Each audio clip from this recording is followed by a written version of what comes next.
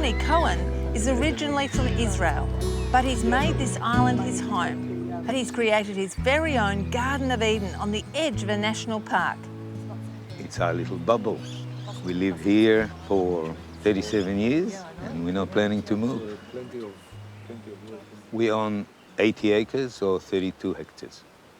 It was rejected land. When the soldier-settler scheme came after the war, all the land south of the South Coast Road was rejected for this scheme.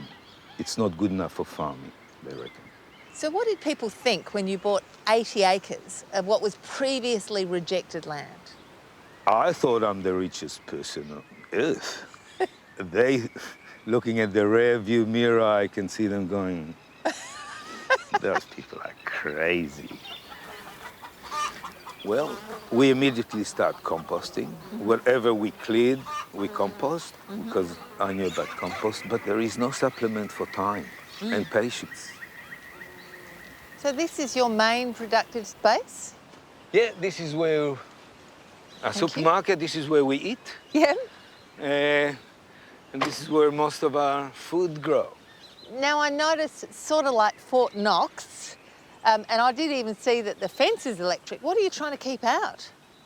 Well, anyone that will like vegetable, mainly possum, but there is wallabies and kangaroos and birds that love fruit. All of this. Yeah, absolutely. And they don't understand sharing properly. No. This productive farm is a world away from where Ronnie grew up. I've been born on the Gaza Strip, lucky me, in what was then a refugee camp, surrounded with barbed wire. My mother was a survival of Auschwitz. My father was survival of the Tunisian Arab revolutions. They met in a hospital. My father got shot, my mother got polio, and I came along. I grew up in a kibbutz Karmia. We had always a veggie garden. It was part of our growing up. Planting trees was part of our growing up. By the way, I grew up under a eucalyptus tree and she-oak. Most Israel was planted then with eucalyptus and she-oak.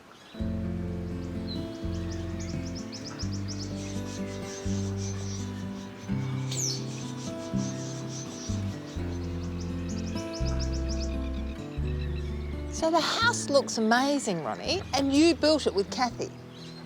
We built it with our 20 fingers and a lot of love, yes. Wow, so what's it built from? It's built out of the local material, earth, which is cheap, and it's a great material as far as insulation. The only thing you need is roof on top of it, which we needed here for water. So roof collecting water, and the walls keeping us away from the wind.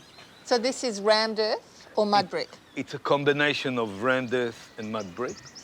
I just love these tree trunks. As As well veranda as- posts, they're beautiful. Thank you, and I don't like straight lines. They're boring, and if you look around, there is no straight line in nature. This house meant to blend in, mainly for us, but for everything else that live with us in this house, which is a lot of birds, spiders, ants around. We try to keep the inside for ourselves, which is relatively successful. Yep. But otherwise, we're part of nature, and this is how the house meant to be, to blend in. And you also make honey? Yep. The tree and the bees producing it, and we extracting it in this Let's see. converted cow milking shed. Ah. It's a very simple system to keep the honey cool, or as cool as possible. So this is beautiful organic Kangaroo Island honey. Yes, we got good honey collectors. They are Ligurian bee, which is very quiet nature Italian bee from Liguria. These honey bees collecting all the nectars from the trees, and they're bringing up to here to make honey. Hey, have a taste. Beautiful. Thank you. I'll go on the side. Dip it. Oh, spectacular. unreal. That's why they're on. Because of the bugs. Yeah, tomorrow we'll pull the beans For out, Ronnie, get a this piece of wood. self-sufficient haven tucked away on Kangaroo Island is almost everything that he's ever hoped for. How much is enough? How do you decide that? Enough is when your stomach is full. Enough is when you're warm. And you have time to love each other, to communicate. Busy? That's enough. What have you been doing?